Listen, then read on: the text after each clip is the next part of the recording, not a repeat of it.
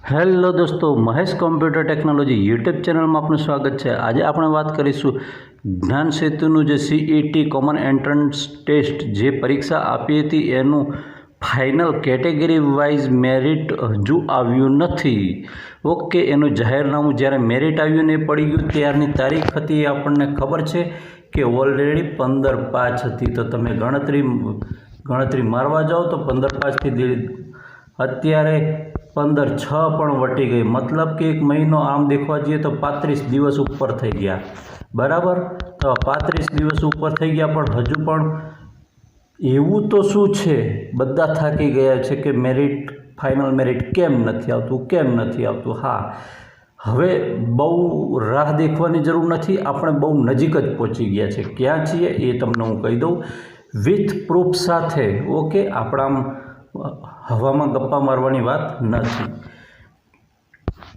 તમે સૌ પ્રથમ આ વેબસાઇટ સર્ચ મારો અથવા તો જ્ઞાન સેતુ એમ લખશો એટલે આ GSSY ગુજ ઇન કરીને એક વેબસાઇટ ટોપ નંબર પર આવશે અને સર્ચ કરીને ખોલી દેવાની। ખોલી દીધા પછી આવું ઇન્ટરફેસ દેખવા મળશે અને એમાં દેખશો એટલે તમારે ક્યાં જવાનું રહેશે તો અહીંયા વાત કરી દીધું છે કે એપ્લાય ફોર સ્કીમ અને કમિંગ સૂન, એટલે કે ટૂંક સમયમાં આવી ચૂક્યું છે। હવે તમે એમ કહેશો કે સર આ પણ વાત કંઈક ખોટી લાગે છે, તો ના ભાઈ, એવું કાંઈ નથી। બરાબર, કેમ કે જે CET બેઝેડ છે એ લોગિન અહીંયા મૂકી દેવામાં આવ્યું છે। કયું છે? જે DPO લોગિન છે એ મૂકી દેવાનું, એટલે કે પ્રોસેસ જિલ્લા સુધી આવી ચૂકી છે, ગાંધીનગરથી જિલ્લા સુધી આવી ચૂકી છે, પણ ત્યાં કનેક્ટિવિટી આમ ફાઇનલ ઓકે એવું થઈ જાય તો હમણાં ફટાક દઈને આ બટન ખુલી જાય। હવે બટન ખુલી જાય એમ કહો તો તમે એમ કહેશો તો સાહેબ કેમ નથી ખુલતું? અરે ભાઈ, એવું નથી, બટન ઓલરેડી ખુલી ચૂકેલા છે। હું આ ક્લિક કરું છું, તમે જોઈ શકો છો। દેખો, આ DPO લોગિન અહીંયા બતાવે છે, બરાબર બતાવે છે ને। આપણે ફરી પાછા બેક જતા રહીએ, તમને એમ કહેશે કે આ સ્કૂલ લોગિન છે, તો સ્કૂલ વાઇઝ પણ આવે છે અને સ્કૂલ વાઇઝ લોગિન છે એમાં પણ આવી ગયું છે। હવે સ્કૂલ લોગિનની અંદર વાત કરવા જઈએ તો સ્કૂલ ID છે અને સ્કૂલનો જે ડાયસ કોડ હોય છે તમને ખબર હશે, 24M કરીને ચાલુ થતો હોય છે તે, બરાબર। એનો પાસવર્ડ છે એ અને આ કેપ્ચરાનો જે તે જવાબ આપીને સાઇન ઇન કરવાનું હોય છે, પણ સ્કૂલ લેવલ હોય છે, એટલે કોણ કરી શકે તો સ્કૂલના મુખ્ય શિક્ષક અથવા તો ત્યાંના ક્લાર્ક જે વહીવટી હોય તે મુખ્ય શિક્ષક એટલે કે આચાર્ય સાહેબ, બરાબર, એ કરીને આ બધી પ્રોસેસ કરતા હોય છે અને એના દ્વારા એની સ્કીમનો લાભ બાળકને અપાવી શકતા હોય છે, બરાબર। હવે આપણે અહીંયા થોડાક એ સિવાય બીજી પણ વસ્તુ છે કે જ્ઞાન સાધના મેરિટ સ્કોલરશિપ યોજના છે, બરાબર, એનું પણ અહીંયા તમને કહી દઉં છું, એનું પણ લોગિન અહીંયા મૂકી દેવામાં આવ્યું છે જ્ઞાન સાધનાનું, એટલે સંપૂર્ણ બટનો એક્ટિવેટ કરી દેવામાં આવ્યા છે અને આની જે સૂચના છે એ અહીંયા તમારું મેરિટ છે આ જગ્યા પર આવશે। ક્યાં? આ સૂચનાઓવાળું છે ને અહીંયા આવશે, બરાબર। અહીંયા એ સૂચના મૂકી દેવામાં આવશે કે ફલાણા જે છે સરકારી શાળાઓનું એ મેરિટ મૂકવામાં આવ્યું છે, નથી મૂકવામાં આવ્યું એ। હા, બીજી વેબસાઇટ પણ આમણે જ્યારે જાહેરનામું બહાર પાડ્યું ત્યારે એક વેબસાઇટનો ઉલ્લેખ કરેલો, એ વેબસાઇટ છે રાજ્ય પરીક્ષા બોર્ડવાળી, એટલે કે સેબ એક્ઝામ। કઈ? સેબ એક્ઝામ, બરાબર।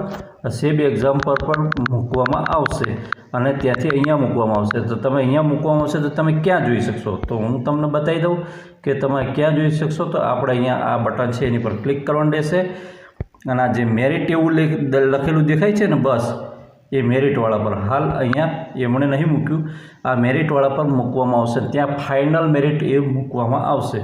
હજુ આપણે હું તમને વાત કરી દઉં કે જે આ જે સ્કૂલ છે, હું ઝૂમ કરી દઉં છું એટલે તમને થોડુંક આઈડિયા આવી જાય કે મુખ્યમંત્રી જ્ઞાન સેતુ મેરિટ સ્કોલરશિપ યોજના છે અને આ જ્ઞાન સાધના છે, બરાબર। તો આ જ્ઞાન સાધનાનું બટન છે એ રજિસ્ટ્રેશનને બધું ઓલરેડી એક્ટિવેટ કરી દેવામાં આવ્યું છે। હું અહીંયા ક્લિક કરું છું, તમે જોઈ શકો છો, આ લાઈવ પ્રૂફ દેખી શકો છો। દેખો, આ એમ પેનલ થયેલી શાળાઓનું લિસ્ટ આવી જાય છે। અહીંયા તમે જે તે શાળા છે એ બોર્ડ પસંદ કરવાનું આવે છે અને એ સ્કૂલ કયા પ્રકારની છે એવું પસંદ કરવામાં આવે છે અને એનું ડિસ્ટ્રિક્ટ પસંદ કરવામાં, પછી સર્ચ પસંદ કરવામાં આવે, તે જિલ્લાની અંદર કઈ શાળાઓમાં બાળક ભણશે તેને આનો લાભ મળશે, એ રીતે આવું જ્ઞાન સેતુનું પણ જનરેટ કરવામાં આવશે। જ્ઞાન સેતુનું પણ અહીંયા જ્ઞાન સાધનાનું પણ આપણે મૂકી દીધેલું છે, એટલે આપણે બહુ જ નજીક છીએ। હવે જે જ્ઞાન સેતુનું છે એની પર ક્લિક કરું છું તો એ અહીંયા કહી દેશે કે કમિંગ સૂન, મતલબ કે અત્યારે આપણે અહીંયા એ પ્રોસેસ ચાલી રહી છે. આ શું કહે છે? ટૂંક જ સમયમાં આ બધી પ્રોસેસ મૂકી દેવામાં આવશે. એટલે મને લાગે છે ત્યાં સુધી બહુ તો નહીં, પણ આ 6ઠ્ઠો મહિનો એટલે કે જૂન છે એ જૂન પૂરો નહીં થવા દે એવી મને આશા લાગે છે. હવે આમાં પ્રોસેસ તો બહુ ઝાઝી લાંબી નથી. સીધી વાત કરવા જાઉં તો કેટલું છે કે ઓલરેડી જો રિઝલ્ટ છે એ રિઝલ્ટ તો આવી ચૂકેલું છે, બરાબર. તો ફાઇનલ કેટેગરી વાઇઝ રિઝલ્ટ લાવવા માટે કશું કરવાનું નથી, એને ઓનલી સોર્ટિંગ કરવાનું રહે છે. સોર્ટિંગ એટલે તમે જો એક્સેલ વાપરતા હોય તો તમને ખબર હશે. ઓકે, સોર્ટિંગ કરવાનું રહે છે. સોર્ટિંગ કરીને અને સીધું પછી PDF જનરેટ કરી દેવાનું રહે છે. એટલું જ કરવી દેવાનું.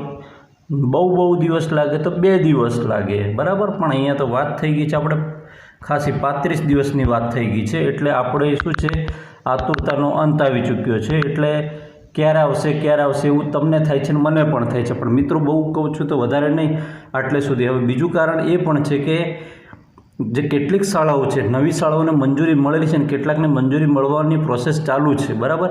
એ પ્રોસેસ ચાલુ છે, એના આધારે આનું મેરિટ જનરેટ થશે. શું છે? એના આધારે આનું મેરિટ આખું જનરેટ થશે વિદ્યાર્થીઓનું, બરાબર.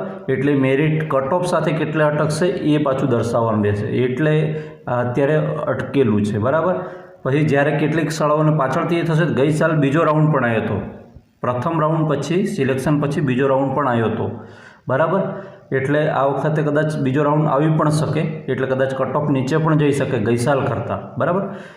ગઈ સાલનું કટ ઓફ તમને કહી દેવામાં આવે. ભલે હમણાં અત્યારે આપણને 60 માર્ક્સે પાસ કીધું છે, પણ ગઈ સાલ એમણે 58 માર્ક્સના વિદ્યાર્થીઓ પણ લીધા હતા. કેટલા? 58 માર્ક્સવાળા વિદ્યાર્થીઓ પણ લીધા છે, બરાબર. તો આ વખતે પણ એવું બની શકે. ઓકે મિત્રો, વિડીયો ગમે હોય તો વિડીયોને લાઇક કરજો. ચેનલ પર ન હોય તો ચેનલને સબસ્ક્રાઈબ કરવાનું ભૂલતા નહીં. અને કંઈ પણ પ્રશ્ન હોય તો કોમેન્ટ અવશ્ય કરજો. તમે જેટલો સહકાર આપશો એટલો ઉત્સાહિત થઈને હું વિડીયો બનાવીશ. નેક્સ્ટ વિડીયો આવે છે આ CET પર. તમારે જે પાસ થયા પછી ફોર્મ કઈ રીતે ભરવાનું, કઈ વિગતો ધ્યાનમાં રાખવી પડશે એનો આપણે વિડીયો આવી જશે.